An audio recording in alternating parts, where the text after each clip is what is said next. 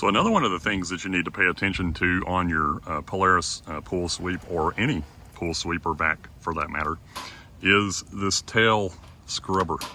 Not just the scrubber, but the entire tail.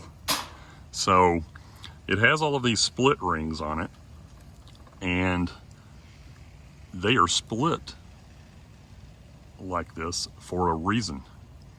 So not only just to put these on, you can pull this open and take these off like that.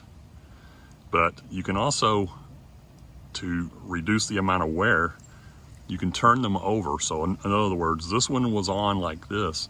I'm simply going to turn it over and put it back on the tail. Now, you want to inspect these periodically for a lot of uneven wear. This one's not too bad, but you can see here on this one how it's very uneven. So like on this side, it's worn more than it is on this side. So we've turned this one over a couple of times to mitigate the amount of wear that it has, but we may be actually needing to replace this one fairly soon. And this particular tail, and it varies depending on the pool sweep that you have, but this one has 1, 2, 3, 4, 5, 6 of these rings. And these rings are very important, and their spacing is very important. So what this thing does, and let me adjust the camera just a little bit. What it actually does is when your pool vac is on and it's working, this tail sweeps back and forth, and it rolls on these rings right here, as you can see. I'm just kind of giving you a little demonstration. So if these are worn out or uneven or not in the right place, you can see here kind of what happened on this one, how uneven the wear is, and you can kind of see how it's been rubbing. And on this particular tail, it's actually going to need to be replaced. I noticed this the other day, and I didn't happen to have one of these replacement tails handy, but what had happened is one of the rings had come off. We had a bunch of kids over, and I guess maybe I wasn't paying attention, and maybe they were messing with it or something, or the ring wore out or something happened. Anyway, not to blame it on anybody in particular, but this happens over time. So this little keeper right here was actually moved way over, and this ring was gone. So this hose was actually rubbing on the bottom of the pool, and you can see here what happened. It's got a hole in it. So this entire tail needs to be replaced because of this. But what I did as a temporary measure until the new tail came in, and I ordered one off of Amazon. I get a lot of my parts from Amazon.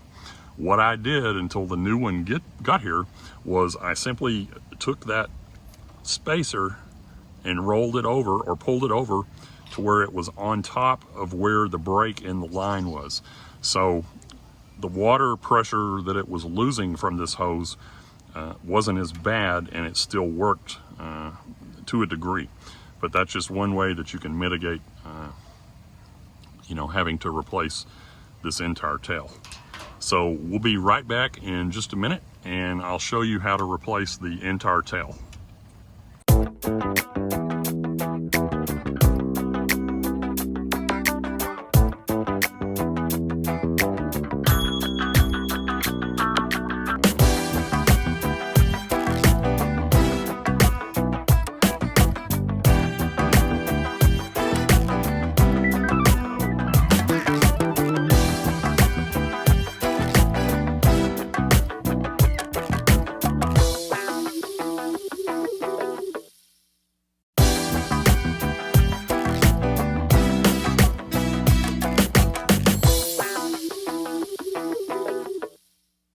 So we mentioned earlier that we're replacing the tail because of the issue that this one had. And we got our new replacement part in here. I think you can see that. And the one we actually ordered came with a new tail scrubber already in place. And they provided this little plastic clamp, which is important because a lot of times they don't come with these clamps, and these things frequently wear out and will fall off because of the chlorine in your pool. So it's nice that they gave you a spare. I keep a bag of those on hand as well because of how frequently they wear out. But you also want to check the tail and make sure that it's the correct length, which in this case, it's exactly the same as you can see here. And that's just important, you know, that it's like that. And again, you can see that this one also came with the split roller rings, if you will, already installed and already in place.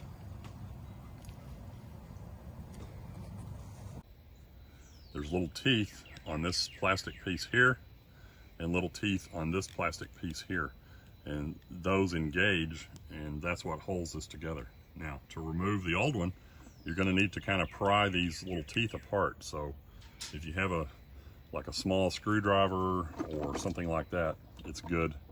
And you want to place that screwdriver right in here, if you will, and I think you can see that. And you just want to push, kind of push and turn right there on the clamp. Okay, and I've already loosened it a little bit because you can see I can now turn my clamp. So again, I'm going to go in here with my screwdriver right here and continue to push and turn right there where those teeth are, and you can see right then it just opened up a little bit more, so you can see now that it's really loose.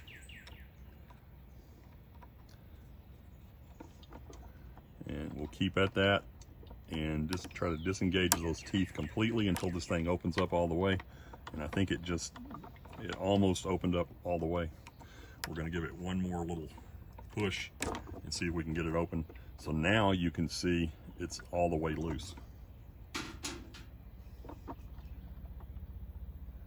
And you'll notice here, even with it all the way loose like this, it's hard to get it over this little piece right here of plastic where the hose is. You can pry it on open a little bit, but again, if this is one that's been on your pool sweep or your pool vac, it may be brittle and it may break from being in the chlorine. But in this case, we can slip it up and over like that and down, and then you can just grab this plastic tail and start to work it off here like this. And you can see how that came off and where the new one goes. And you can see here on the pool sweep what I was talking about, this little ridge right here where the new hose will connect on. So what I typically recommend doing when you're putting about to put the new hose and clamp on is go ahead and take your clamp and slide it up on here like this, and then put your hose on.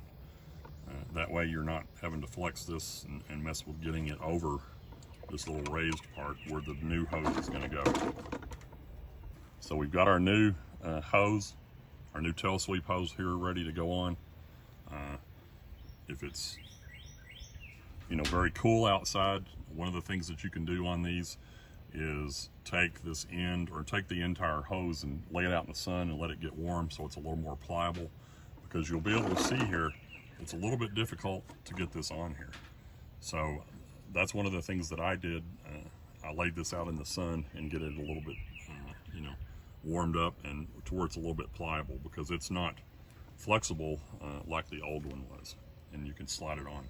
Another thing that you can do is, if it doesn't happen to be sunny outside, you can take a little bit of not boiling or anything like that, but warm water, maybe in a cup, and just set the end of your hose like this down in the cup, and that'll heat this up a little bit and make it more pliable. We've got our clamp on, just sitting on the back of the standpipe here where the hose connects, and then we're just going to take our new hose and start working it up on there. And you can see how it's kind of going up on there. And you really want it to go on up all the way, as close as you can get it to this edge right here. And then right there, once you get the hose in place, right there, in that position right there approximately, is where your clamp is going to sit. And when you clamp this clamp shut, that's what's going to hold this hose from sliding back out over this little ferrule part of the tube that's sticking out. So So let's see if we can work that on there, up on there the rest of the way. And you may have to just, mess with this just a minute, rock it back and forth a few times until it goes on. And you can see how this one it's starting to go. And again, you may just have to keep working with it a little bit until you get it all the way up on there, and just try to twist it on and gently push it on.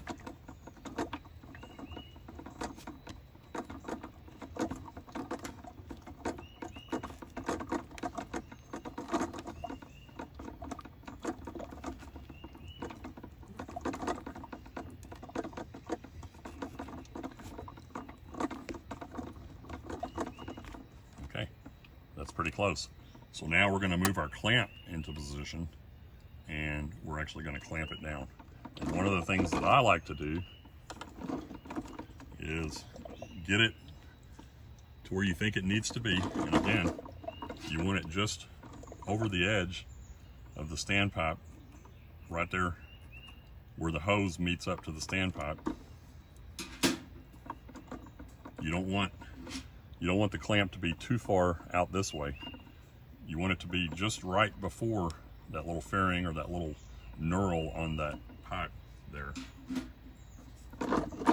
And just hold on each side of the clamp on the bottom and squeeze it together. And when you do that, you're going to see the teeth engage in the clamp, and you might even be able to hear them.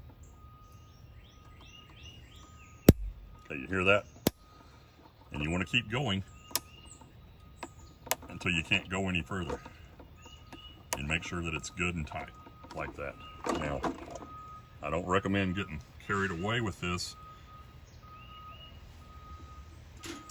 but one of the things that I have done on them after they've been on there for a while, and maybe in the sun, is I will take a pair of channel locks like this and open it up to where I can put it right on the bottom of that clamp and just squeeze it until it clicks one more time. And again, you don't want to get carried away here because it'll break that little clamp, but I just want to make sure that it's secure, because I don't want that tail coming off, when it's on and ending up in the bottom of the pool and I'm having to go down there and get it out. Okay, you heard that? I squeezed it until it clicked one more time. So now we're good to go with our new pullback tail. It's got all new split rings. It's already got a new tail scrubber on it, so everything's good to go. We appreciate you watching our videos. If you don't mind, it would help us out if you could subscribe to the channel. We have a lot of other videos on how to take care of your pool and your pool equipment. Give us a thumbs up, and be sure and put some comments, questions if you have them, down in the comment section below. We love to try to help people out. Thanks again for watching. This is Don with the DIY Collaborative.